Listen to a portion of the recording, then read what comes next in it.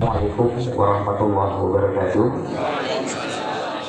Bapak Ibu sekalian yang saya hormati, tentu salah satu kebahagiaan kita di kesempatan pagi ini ketika Allah memudahkan langkah kaki kita datang ke tempat ini untuk menikmati salah satu kenikmatan yang masih Allah berikan kepada kita. Dulu ada beberapa ulama mengatakan ada beberapa kenikmatan yang masih tersisa di kehidupan dunia ini. Salah satunya adalah berkumpul dengan orang-orang yang baik, berkumpul di tempat-tempat yang baik untuk melakukan kebaikan-kebaikan. Ikhwatul ikhwan. Kemudian salawat serta salam mudah-mudahan senantiasa terlimpahkan pada Nabi Allah Muhammad Sallallahu Alaihi Wasallam, pada keluarganya, sahabatnya, dan pengikutnya sampai akhir zaman. Pada kesempatan pagi ini, tema besar kita masih berkaitan dengan Sirah Nabawiyah. Sirah Nabawiyah itu kalau kita pelajari, maka kita akan melihat ruang lingkup pembahasan yang begitu luas. Kalau mau dibagi, kira-kira ada 3 bagian. Yang pertama, kita berbicara tentang ahdath atau kronologi.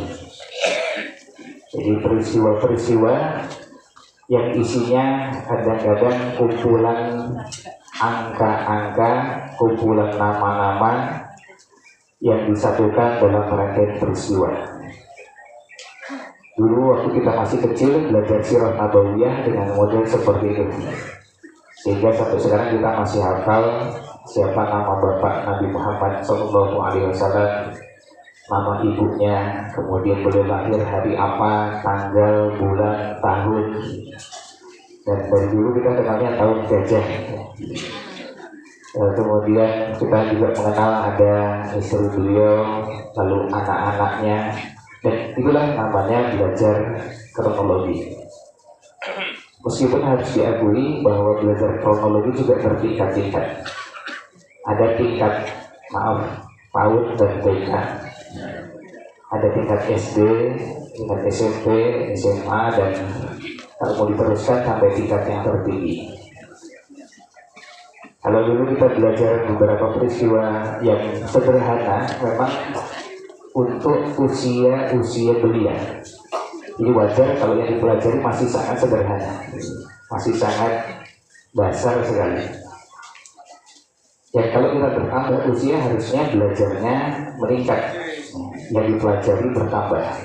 Contohnya misalnya, kalau kita dulu belajar tentang Nabi Sallallahu Alaihi Wasallam, baru sekedar mengenal orang-orang terdekat, bapak ibunya, istrinya, maka harusnya diteruskan dengan anak-anaknya berikut urutannya. Urutan anak-anak Nabi Muhammad Sallallahu Alaihi Wasallam dari anak pertama sampai anak terakhir. Kalau itu 6 orang, maka urutan anak pertama sampai anak ke-6 itu seperti apa? Nah, itu berarti naik level.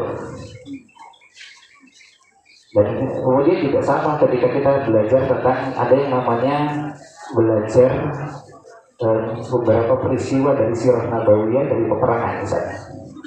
Dan beberapa detail-detail peperangan itu juga perlu kita kenali. Ada sebagian yang kalau belajar sirah akan lebih cepat paham kalau berkunjung langsung ke lokasinya, ke Mekah dan Madinah.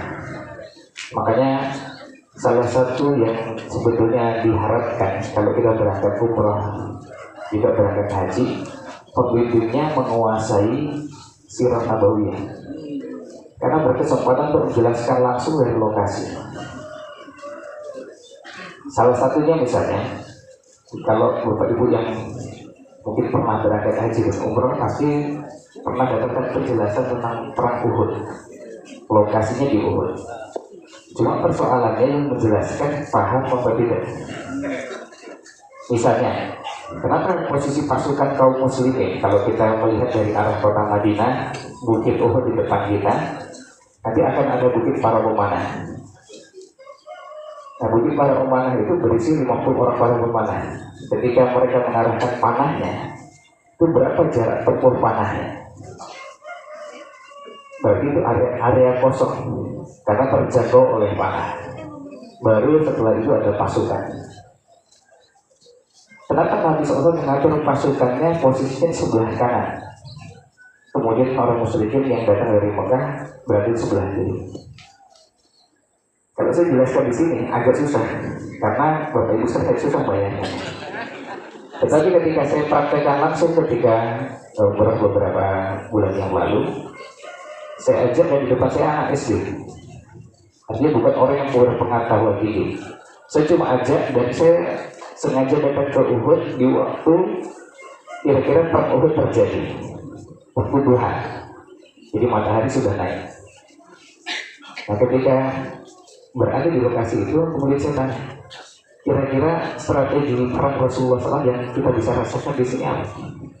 Anak itu langsung bisa jawab, ini anak SD kelas 6. Dia mengatakan bahwa orang musyrikin ketika berhadapan dengan kaum muslimin merasakan silau karena matahari pas baru naik dan kemudian cahaya matahari bagi pasukan kaum muslimin cuma mengenai punggungnya,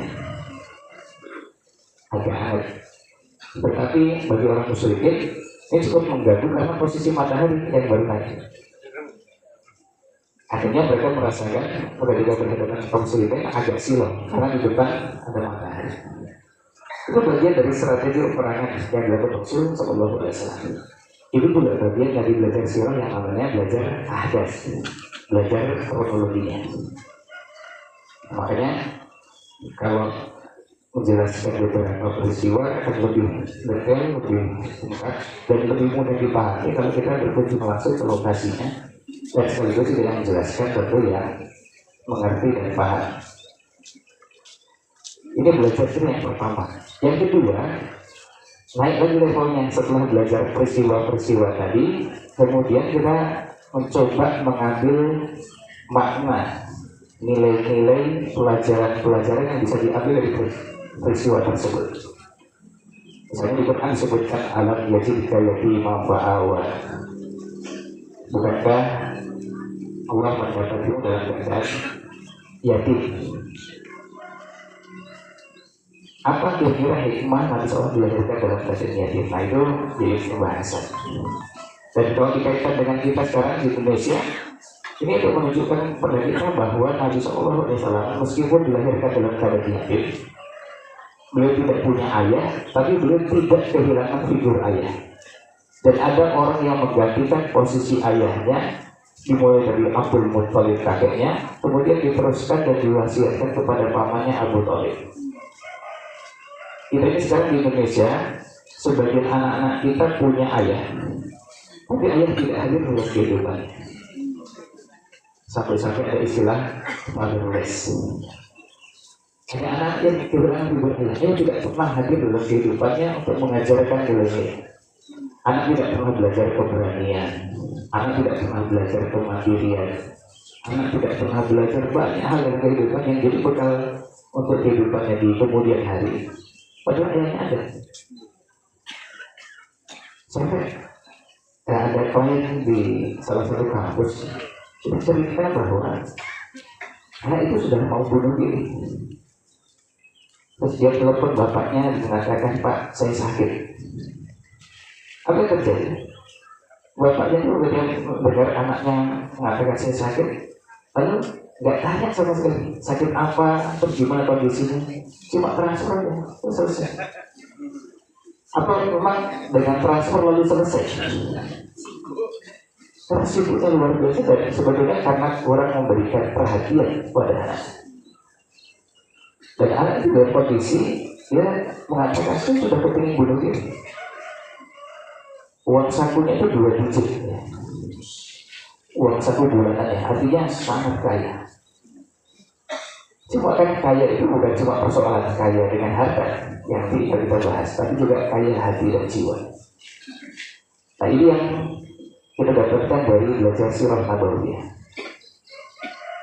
Maka di antara manfaat belajar sirah nabawiyah, kalau sudah masuk level 2, kita akan bisa mendapatkan dua manfaat yang manfaat ini kalau kita sebutkan hanya bedanya satu huruf, bisa menata dan menatap kehidupan, menata kehidupan dan menatap kehidupan. Jadi menatap itu untuk menatap kehidupan kita sekarang, kalau menatap untuk masa yang akan datang. Bahkan kita sudah bisa memprediksi nanti ini kira-kira akan seperti apa karena belajar sejarah. Belajar sejarah itu untuk menatap, jadi menata dan menatap. Ini yang kedua. Tadi belajar sirah nabawiyah, tadi sudah mulai setiap peristiwa dicari apa makna-makna, apa pelajaran yang kita bisa ambil. Karena semua peristiwa itu pasti ada pelajarannya. Cuma kemampuan orang untuk mengambil pelajaran itu yang bisa berbeda-beda. Nah, yang ketiga, belajar sirah nabawiyah, tapi langsung ke tema-tema khusus. Seperti tadi ini. Tema khususnya bicara apa? Bicara tentang bagaimana Nabi SAW itu menjadi seorang yang zuhud, tapi punya kekayaan yang sangat luar biasa sebenarnya. Kekayaan yang melimpah dan kekayaan yang luar biasa. Menurut Abdul Fattah As-Samman itu kekayaan beliau 1 juta gram emas, 1,2 juta gram emas. Itu bukan kekayaan itu cuma emasnya Pak, belum kekayaan dalam bentuk hewan ternak, dalam bentuk tanah, dalam bentuk yang lain. Tambang ya. Iya, itu belum ada tambang ya. Ya, baru emasnya saja sudah 1,2 juta gram emas. Dan itu yang meneliti seorang ahli ekonomi yang ini ilmunya semakin unik. Sekarang ini termasuk keahlian yang langka. Abdul Fattah As-Samman ini, beliau ahli ekonomi sirah nabawiyah. Dia ilmunya jarak ya. Kalau ahli ekonomi yang lain banyak, tapi ahli ekonomi sirah nabawiyah. Maksudnya apa? Beliau meneliti sirah nabawiyah tapi khusus sebabnya ekonomi. Misalnya ketika Nabi SAW mulai belajar keterampilan yang kita kenal dengan nama entrepreneur, itu di usia berapa dan apa keahlian yang beliau miliki. Terus setelah itu ketika beliau berdagang dengan pamannya, lalu mendapatkan keuntungan, itu keuntungannya kira-kira berapa? Ketika beliau menikah dengan Khadijah, berapa kekayaan Khadijah? Ketika berteman dengan Abu Bakar, berapa kontribusinya Abu Bakar untuk kepentingan dakwahnya Rasul SAW? Dan ternyata beliau berkesimpulan bahwa Nabi Muhammad SAW itu orang yang sangat kaya. Orang yang sangat kaya, tetapi di waktu yang sama orang yang hidupnya zuhud. Jadi beda dengan kalau kita mengatakan bahwa ada yang zuhud tapi miskin dan melarat. Terpaksa. Maka ada dua istilah fakir. Al-faqru atau miskin itu ada dua. Pertama al-faqru ikhtiyari dan yang kedua al-faqru ikhtirari. Al-faqru ikhtiyari artinya dia memang memilih jalan hidup fakir, memilih jalan hidup miskin, hidupnya sederhana. Dan yang kedua ada yang fakir karena memang aslinya dia fakir, daya belinya memang rendah, ekonominya memang di bawahnya prasejahtera, yang nggak punya kemampuan untuk membeli barang-barang dengan nilai yang sangat besar, juga nggak punya kemampuan untuk berinfak, bersedekah dalam jumlah yang banyak. Dan ternyata kalau kita bicara tentang yang namanya sunnah Nabi SAW, ini juga bagian dari sunnah. Nabi SAW juga dikenal sebagai orang yang mengenalkan kepada kita sunnah itu dengan makna yang luas. Di antaranya adalah dari zuhud.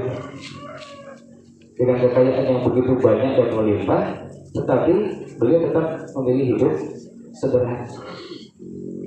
Dan kalau bicara tentang dermawannya, kan dalam hadis disebutkan, biasanya hadis ini populer disampaikan di bulan Ramadan, bahwa Nabi SAW itu adalah orang yang sangat dermawan, paling dermawan, ajwa dan nas, wa kana ajwa ma yakunu fi Ramadan. Dan beliau lebih dermawan lagi ketika bulan Ramadan, karihil mursalah, seperti angin yang bertiup kencang. Bahasa kita wes-wes berbiasa. Jadi saking kencangnya, kalau bersedekah itu sudah nggak pakai mikir-mikir. Karena apa? Karena hartanya banyak.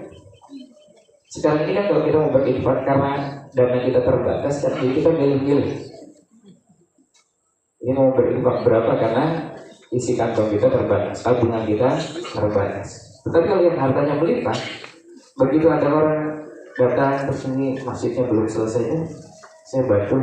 Terus ada lagi yang ada panti asuhan yang butuhkan, ada pesantren, ada apapun, kita bisa dengan sangat leluasa membantu. Karena apa? Karena memang ketersediaan dananya yang melimpah. Nah, ini yang kita coba kenali, dan ternyata ketika kita belajar alaikum bisunnati wa sunnatil khulafa'ir rasyidin al-mahdiyyin min ba'di, ikutilah oleh kalian sunnahku dan sunnahnya khulafa'ir rasyidin, sunnah Nabi SAW dan sunnahnya khulafa'ir rasyidin, 4 khulafa'ir rasyidin. Ternyata semuanya sama. Mereka ini orang-orang sangat kaya tapi juga sangat dermawan. Mereka ini orang-orang sangat kaya tetapi mereka orang yang zuhud. Kalau Rasul SAW cara menghitung kayanya itu sangat gampang. Ya, kalau ingin data lebih akurat, sekarang alhamdulillah sudah ada bukunya dan sudah ada penulis yang secara khusus. Tadi saya sampaikan, beliau ini ahli ekonomi, tapi ekonomi yang berhubungan dengan sirah nabawiyah. Dan sudah menulis buku. Saya memberikan bukunya di sini. Tapi saya bukan jual buku ya, jadi karena memang saya bukan agen, bukan juga penjual buku ya. Ini bukunya. Harta Nabi Sallallahu Alaihi Wasallam, amwalun Nabi Sallallahu Alaihi Wasallam. Dan di buku ini dikenalkan bagaimana kekayaan Nabi Sallallahu Alaihi Wasallam yang begitu banyak dan melimpah. Cara menghitungnya gampang. Kalau kita punya tadi, kalau kita belajar kronologinya sudah selesai, kita sebenarnya bisa menghitung ini sangat kaya luar biasa. Nah, di antara yang paling gampang misalnya, kalau kita melihat bagaimana Nabi SAW punya orang yang beliau urusi dan beliau nafkahi. Kalau kita bicara tentang menafkahi, tentu tidak boleh menafkahi dengan pemaknaan bahwa yang dinafkahi cuma anak. Jelas ada istri, ada anak. Terus ada siapa lagi? Siapa lagi? Kalau ada budak sebagai budak. Kemudian ada siapa lagi? Ada Rubibah, anak gawan. Jadi ketika beliau menikah dengan Ummu Salamah sudah punya anak. Ketika menikah dengan Khadijah juga punya anak. Ketika menikah dengan ada anak-anak yang itu bukan dari Rasul Sallallahu Alaihi Wasallam. Jumlahnya berapa Bapak Ibu sekalian? Kira-kira ternyata 148.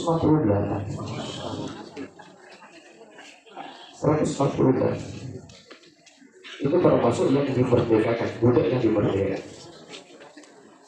Bapak Ibu bayangkan, ini kalau kita ngurusi, ya kalau Bapak Ibu punya pesantren pasti merasakan, atau ngurusi panti asuhan pasti merasakan, ngasih makan 100 orang itu gimana caranya? Dan harian ya. Ya hari tadi semuanya harus dikasih makan. Gak mungkin hari ini, mohon maaf ini santri ini libur dulu makannya, jadi yang makan gitu. Tidak mungkin. Ya, semuanya pasti harus makan. Kalau itu bicara makan, dan semuanya sama. Kalau makan semua. Kalau diberi minum semua. Kalau diberi dapat makanan, minuman, saya juga alhamdulillah dapat. Cuma saya dapat lebih ya, mohon maaf ini. Dapat 2, terima kasih. Nah, akhirnya kalau semua dinafkahi, kan berarti yang masuk banyak. Di buku ini disebutkan sampai 148. meskipun 168 tidak semuanya dari satu waktu secara bersamaan, karena kita semua ketahui 2 putra Nabi SAW usianya hanya cuma sekitar sampai 18 bulan atau 20 bulan. Setelah itu wafat, berarti sudah tidak dinafkahi lagi. Tetapi kalau dulu keseluruhan sampai sebanyak itu. Sama seperti kalau kita di zaman sekarang, kita kadang-kadang mendapati ada orang yang mengakhiri cuma anak, tapi ada ponakan yang juga perlu disantuni sehari-hari untuk menjadi ya diajak makan kan. Kalau bahasa di buku ini judulnya orang-orang yang pokoknya dikasih makan dan disantuni, kadang-kadang diajak makan bareng. Sampai jumlahnya 168. Kalau jumlah sebanyak itu kan sudah pasti orangnya sangat kaya dan bisa menyantuni. Dan ada seorang tidak mengandalkan pemberian orang untuk menyantuni lainnya. Berarti dia punya kemampuan ekonomi yang sangat bagus sampai bisa menyantuni orang sebanyak itu. Gak usah 168, setengahnya aja itu sudah banyak. Dan ternyata kalau kita lihat bukan cuma Nabi, sampai Khulafaur Rasyidin yang terakhir, Ali bin Abi Thalib, beliau kan keseluruhan yang beliau juga satu dari anak itu 30-an, dan nggak ada satupun yang stunting. Artinya berarti kan bukan cuma terpenuhi kebutuhan makan berlebihnya, tapi juga gizi. Ya ada anaknya Ali bin Abi Thalib yang stunting, sebagaimana tidak ada anaknya Nabi Muhammad SAW yang juga stunting. Nah, ini cara-cara untuk menghitung bagaimana kekayaan yang dimiliki oleh Rasulullah SAW. Cara yang lain, kalau kita melihat misalnya kurban. Kalau kita kurban, biasanya kan kurban itu satu ekor kambing atau sepertujuh sapi. Ini umum kan begitu. Kambing, domba, atau seperti itu. Sebenarnya Rasul Sallallahu Alaihi Wasallam sekali berkorban berapa? 100. Kalau 100 ya, makanya ya orang yang menunjukkan sangat kaya luar biasa. Dan kalau melihat jenis kambing yang beliau berikan hewan kurban, kan punya sifat-sifat yang menunjukkan kambing itu pasti mahal. Dan sudah ada jemaah yang pernah coba cari kambing seperti kriteria yang ada pada kambing Rasulullah SAW. Artinya kambingnya ukurannya besar, warnanya juga bagus, harganya belasan juta. Untuk satu ekor kambing, kalau 100, ya tinggal dikalikan. Itu dari kurban. Kemudian kalau menghitung juga bagaimana sedekahnya dulu. Beliau tidak pernah menolak ada peminta-minta yang datang ke rumah beliau. Kalau melihat ada orang yang perlu satu ini, boleh satu. Semua peluang kebaikan yang bisa beliau lakukan, beliau lakukan. Karena tersedia ada yang cukup. Kira-kira kalau punya harta yang banyak, mau nyantuni orang kan gampang. Dan sunnah Nabi SAW ini diteruskan oleh siapa? Bukan hanya oleh para sahabat, sampai zamannya imam-imam. Imam Abdullah bin Mubarak, seorang ulama ahli hadis. Beliau itu kalau datang ke sebuah kota, lalu melihat ada ulama yang berada di tempat itu, apa yang beliau lakukan? Beliau santuni orang itu supaya tidak perlu lagi bekerja mencari nafkah dan bisa fokus belajar untuk mengajar. Dan kalau sekali nyantuni, nilainya angka-angka yang sangat besar, minimal ratusan juta sampai miliar. Sehingga ulama-ulama tersebut tidak perlu minta. Jadi beliau ulama tapi kayanya luar biasa. Ya kira-kira misalkan begini, kalau seandainya ada orang yang alim dan kaya seperti itu, begitu lihat Ustaz Syakir punya kegiatan seperti ini, perlu apa ya? Saya tak ikut 10 M gitu ya. Karena ada ketersediaan dana, jadi sudah jelas yang dikerjakan sesuatu yang baik. Nitipkan juga kan enak gitu. Kalau yang nggak amanah atau menyalurkan dana untuk kepentingan yang sebetulnya kamuflasenya umat tapi tidak amanah, kan orang juga ragu-ragu. Tapi kalau sudah jelas kan kita enak menyalurkannya. Gampang aja, nanti kalau itu urusan konsumsi biar saya semua. Kenapa? Karena memang ada ketersediaan tadi. Imam Ash-Sha'bi, ya. Imam Ash-Sha'bi ini seorang imam ahli hadis juga. Selain seorang imam yang ilmunya mumpuni, tapi juga humoris dan cenada. Ya, beliau pernah ditanya, ini cerita beliau sebentar. Beliau itu pernah didatangi orang, dan orang ini datang pada iseng. Tanyanya gini, ya, siapa nama istrinya Iblis? Ya, ditanya istrinya Iblis. Kira-kira siapa? Apa pakai kamar butuh di belakangnya gitu? Kayak dalam bahasa Arab kan begitu, muslim, muslimah, mukmin, mukminah. Oh, jadi gitu ya, iblis ada. Iya, enggak gitu juga. Beliau karena pertanyaannya iseng, maka beliau juga jawab ternyata nggak kalah isengnya. Beliau jawabnya dengan kalimat "Dzaka mursul lam nashhadu". Beliau jawab dengan mengatakan, oh waktu resepsi pernikahan kami nggak hadir. Ya, waktu pernikahannya kami nggak hadir. Kalau kamu nggak diundang sama iblis waktu resepsi pernikahan. Ya. Kalau diundang kan saya bisa tahu ya. Biasanya kalau saya terima undangan, ini putranya bapak ini akan menikah dengan putrinya bapak gitu. Akhirnya saya tahu nama calon istrinya dari undangan itu. Dan saya hadir bisa mengetahui ini suami istri dari undangan. Nah, kalau nggak hadir, apalagi nggak diundang, bisa jadi kita nggak tahu siapa namanya. Karena memang pertanyaannya iseng, ya jawabannya juga iseng. Ya, jadi nggak perlu terlalu serius jawabnya. Sama seperti apa guyonannya tadi Hidayat ya waktu masjid tanya oleh jamaahnya waktu umur. Seperti itu di Mekah kok banyak burung gereja. Istilah burung gereja kan istilah di sini ya. Karena dalam bahasa Arab itu bukan burung gereja. Ya, terus beliau jawab, oh itu mu'alaf. Ya. Karena baru gereja ini mu'alaf jadi udah masuk Islam. Ya, ya karena memang pertanyaan iseng. Ya, jawabnya juga terlalu serius ya. Nah, kemudian kita bahas lagi tadi. Jadi kita melihat bahwa Rasulullah SAW itu orang yang sangat kaya, banyak cara untuk kita menghitungnya.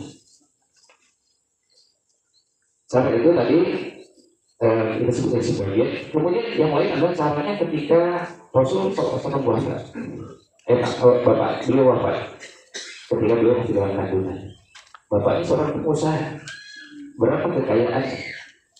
Ini kan juga jarang dibahas. Kita cuma dari kecil pokoknya tahunya bapaknya namanya Abdullah gitu.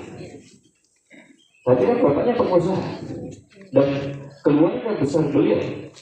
Kalau mau dicari gitu nama-namanya Abdul Manaf, Hashim, ini yang namanya kabilah di mana beliau akan dibesarkan dari kabilah tersebut. Ada Muhammad bin Abdullah, Abdul Muttalib juga kaya luar biasa. Kemudian ada Hashim, Abdul Manaf, Hilal, Murrah, ada sekian banyak. Ternyata itu orang-orang kaya luar biasa. Berangkat dari lingkungan keluarga yang memang kayanya luar biasa, sekaligus juga terpakai. Jadi Nabi SAW bisa diketahui kekayaan itu termasuk dari warisan. Warisan yang beliau dapatkan dari orang tuanya, bapaknya ketika meninggal, warisan ketika istrinya meninggal, Khadijah. Khadijah juga kayanya luar biasa. Nah, tapi kan kita pernah tahu berapa sih kekayaan Khadijah. Ya. Pokoknya kita cuma tahunya beliau sangat kaya. Kemudian kemampuan beliau juga sebagai pengusaha ini juga bagian dari cara kita menghitung sumber kekayaan beliau.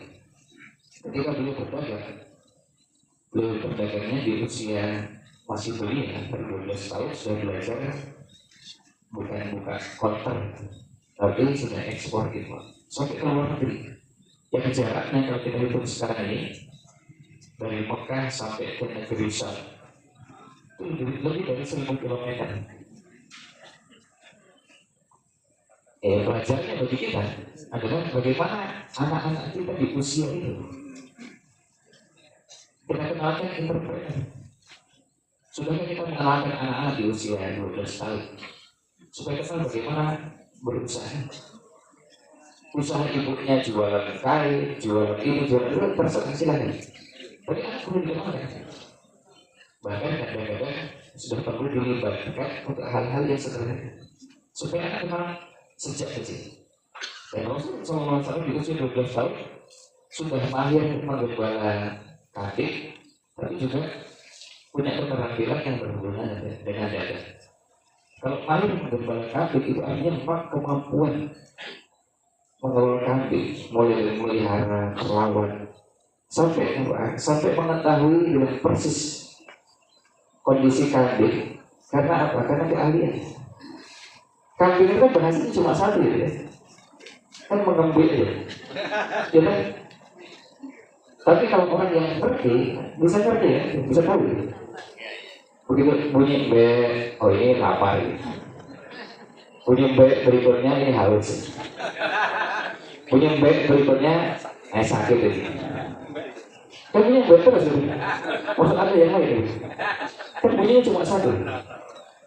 Sebagaimana kalau kita mengenal kucing mengeong, kan cuma satu gitu. Kucing gak bisa cerita, saya lapar gitu. Ngomong saya lapar itu pakai apa? Ya cuma meong. Tapi kalau yang sangat dekat dengan kucing, dia tahu, oh ini meong ini hanya sakit ini lapar, ini haus. Dan sekian banyak yang ingin disampaikan, tapi bahasanya cuma satu. Makanya kenapa kalau orang belajar sirah nabawiyah dari bab ini, selain kita dapatkan pembahasan keterampilan, tapi juga leadership. Seorang pemimpin itu yang baik adalah pemimpin yang bisa mengenali rakyatnya atau orang-orang yang dipimpin, meskipun tidak dibahasakan dengan bahasa yang selalu semuanya serba jelas. Dia bisa tahu, oh ini pengembiknya ini maksudnya memang lapar. Kalau pemimpin kan harusnya ngerti gitu. Saya sebagai seorang pemimpin misalnya, saya harus ngerti, oh ini ada sakit ini. Kan nggak perlu semuanya nyampaikan, Pak, saya sakit, saya lapar, saya haus, saya nggak bisa. Artinya harusnya punya kemampuan untuk mengenali itu. Gimana cara mengenalinya? Nah itu nanti ada ilmunya sendiri.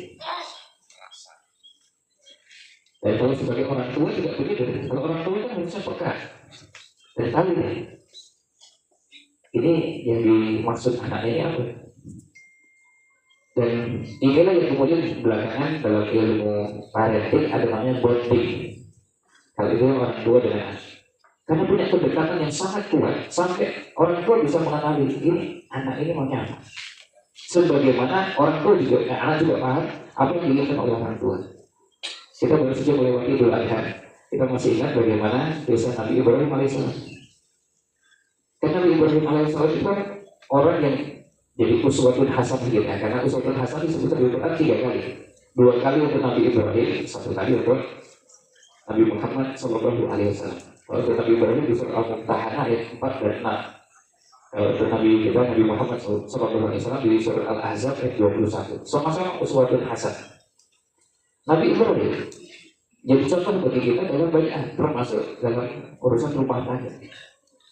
Kan kalau kita sekarang karena ada namanya LDR, ya, suami pisah jauh dari istri karena bekerja di luar Jawa misalnya, pulangnya kadang-kadang 2 bulan sekali, itu kayak apanya dibanding Nabi Ibrahim.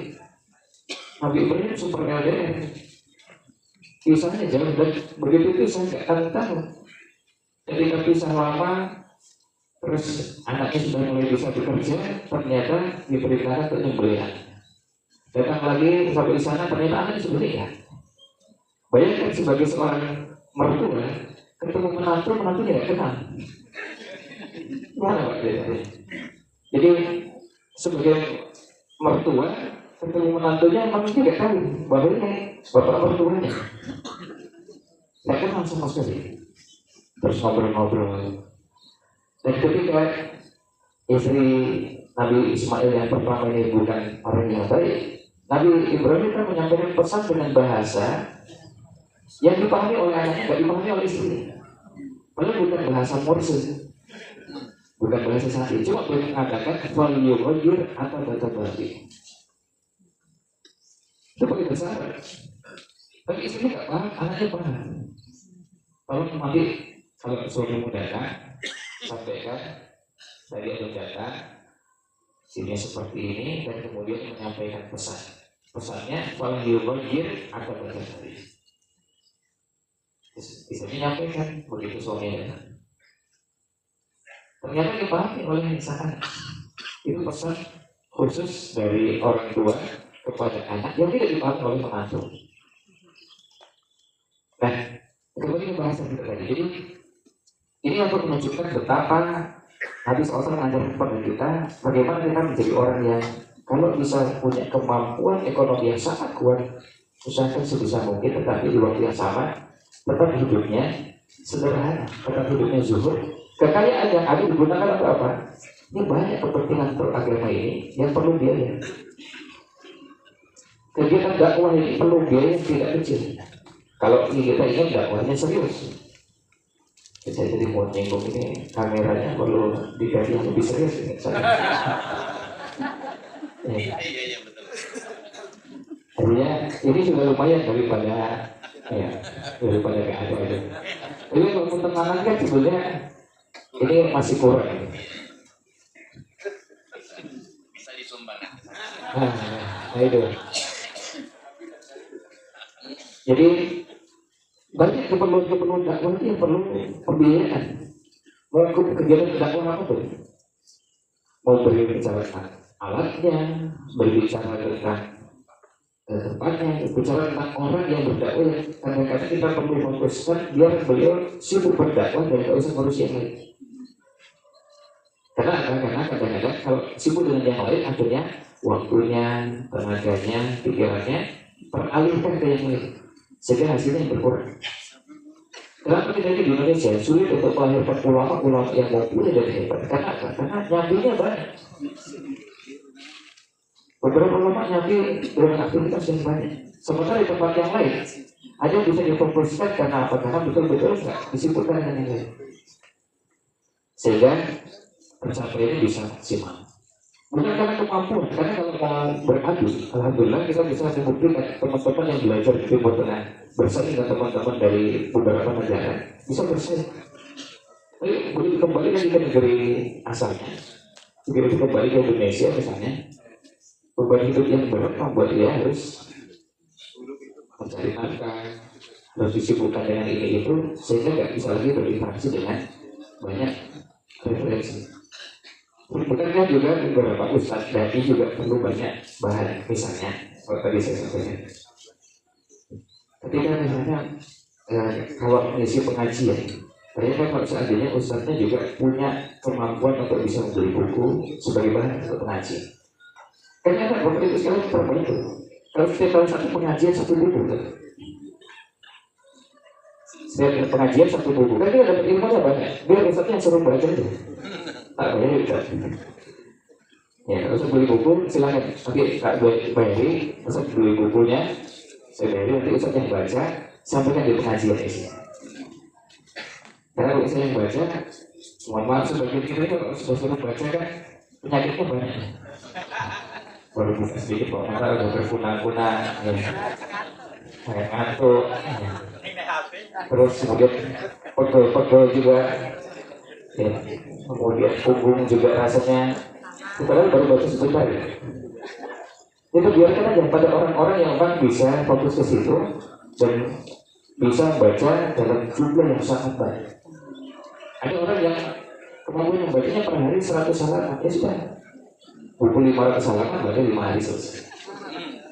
Ya biar beliau-beliau yang baca, jadi kesimpulannya tolong sampai kayak kita disampaikan dalam setengah jam, alhamdulillah selesai. Kita dapat isinya. Kan yang penting kan kita bisa menangkap makna-makna isi yang disampaikan tanpa harus selalu semuanya sama-sama membaca. Karena bisa jadi kesibukannya beda-beda. Nah, ini untuk sekali lagi menunjukkan kepada kita bagaimana kemampuan ekonomi yang dimiliki Rasulullah SAW juga diteruskan oleh para sahabat. Itu dicontoh para sahabatnya. Berarti disebutkan kalau kita menyebut sunnah, ada sunnah Nabi SAW dan sunnah Khulafaur Rasyidin, Abu Bakar, Umar, Utsman, Ali. Itu semuanya orang kaya. Tetapi di waktu yang sama, Mereka juga mencontoh Nabi SAW dalam kedermawanan dan juga zuhud. Kita tidak menemukan Ali bin Abi Thalib bermewah-mewahan. Sebagaimana Utsman bin Affan juga kita tidak temukan beliau bermewah-mewahan. Kekayaannya triliunan.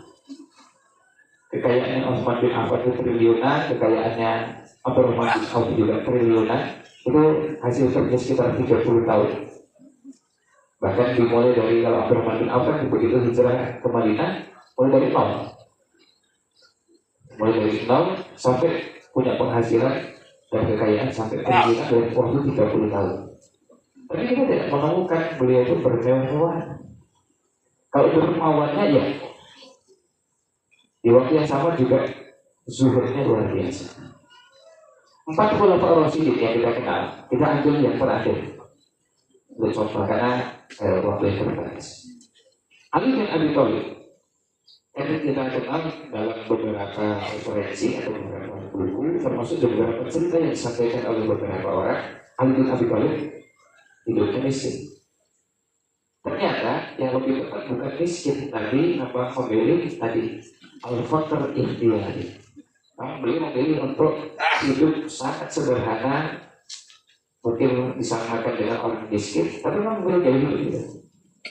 Cuma bukan berarti beliau orang miskin. Ada hadis di Musnad Imam Ahmad yang diriwayatkan oleh Muhammad bin Ka'ab al-Qurazi radhiyallahu anhu. Beliau menceritakan bahwa anak Ali radhiyallahu anhu, Sunni Ali bin Abi Thalib radhiyallahu anhu mengatakan, beliau mengatakan nih, saya melihat diri saya ketika bersama Rasulullah Sallallahu Alaihi Wasallam. Dulu beberapa tahun silam, saya bersama beliau karena hidup sederhana sampai saya wa'arbutul hajarul min wajh. Saya mengikat batu di perut saya karena saking lapar. Karena saking laparnya maka batu diletakkan di perut kemudian diikat. Itu sederhana. Tapi setelah itu kemudian alhamdulillah ekonominya meningkat.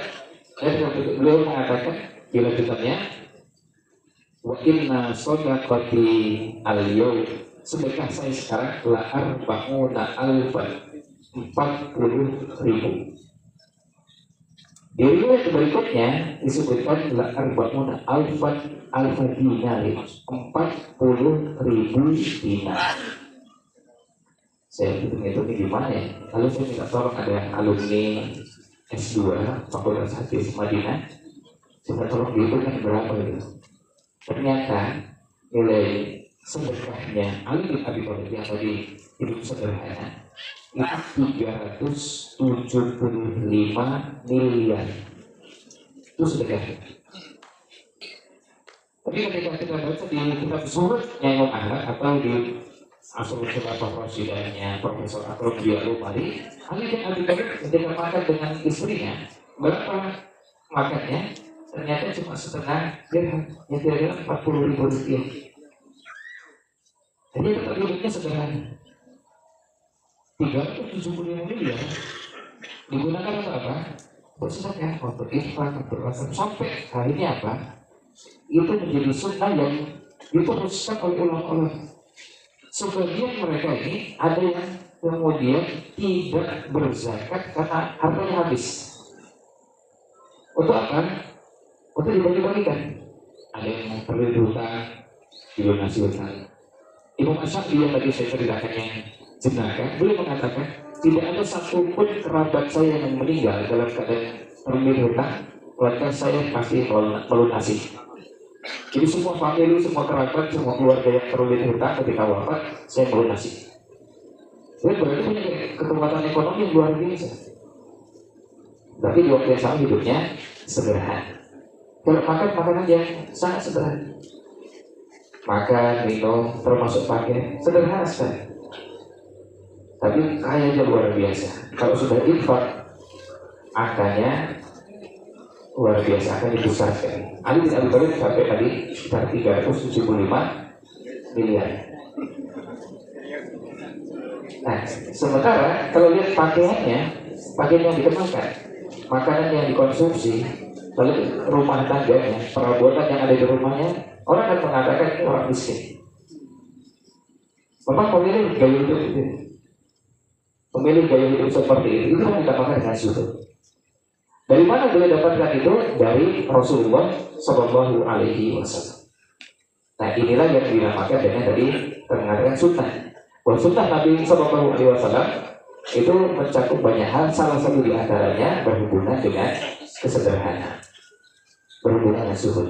Maka pelajaran yang kita bisa ambil adalah bagaimana kalau kita juga mengikuti sunnah Nabi Shallallahu Alaihi Wasallam dalam bab ini. Silakan yang bekerja nafkah dengan sungguh-sungguh, ya, kerja ikhlas, kerja cerdas, kerja tuntas, kerja keras. Jadi semua kerja yang bisa dilakukan untuk menghasilkan uang sebanyak-banyaknya silakan. Tapi setelah itu jangan berpikir nanti begitu naik penghasilannya, naik pangkatnya, ingin segera naik juga gaya hidupnya. Nah ini yang belum selesai. Jadi baru naik sedikit tidak naik juga gayanya. Sebab kalau sudah gaya, ini berat. Ya. Nah, ini kan berat kalau kita sudah mulai gayanya juga naik. Kayak kita ini sekarang kalau hidup dengan cara yang selama ini kita sudah jalan dengan hidup yang sederhana, makan, minum, pakaian, permainan untuk anak-anak, kan bisa sudah berkurang. Sekarang ini awal jadi mahal karena apa? Gaya. Pastinya kalau makan nggak di tempat tertentu dengan kelas tertentu agak susah ya. Ini kalau gorengan seperti ini kan kita bisa cari yang murah, ya, tetap halal, murah rasanya juga. Tapi kalau sudah pakai gaya nggak bisa. Akhirnya cari di tempat yang mahal. Kita main anak-anak kita. Kalau sudah terbiasa kalau main itu harus ke tempat permainan yang mahal, kan jadi berat. Karena apa? Karena rasanya kalau main ya kesana gitu. Uang masuknya aja dari 125.000. Terus kemudian nanti ada, apa harus begitu? Enggak. Nah inilah yang perlu kita perbaiki. Jadi silakan mencari nafkah dan kalau kamu menjadi orang kaya bahkan ini disampaikan oleh guru kami Syekh Labib Najib Abdullah, salah seorang pakar fikih mazhab Syafi'i, tinggalnya di Karanganyar, Tawangmangu.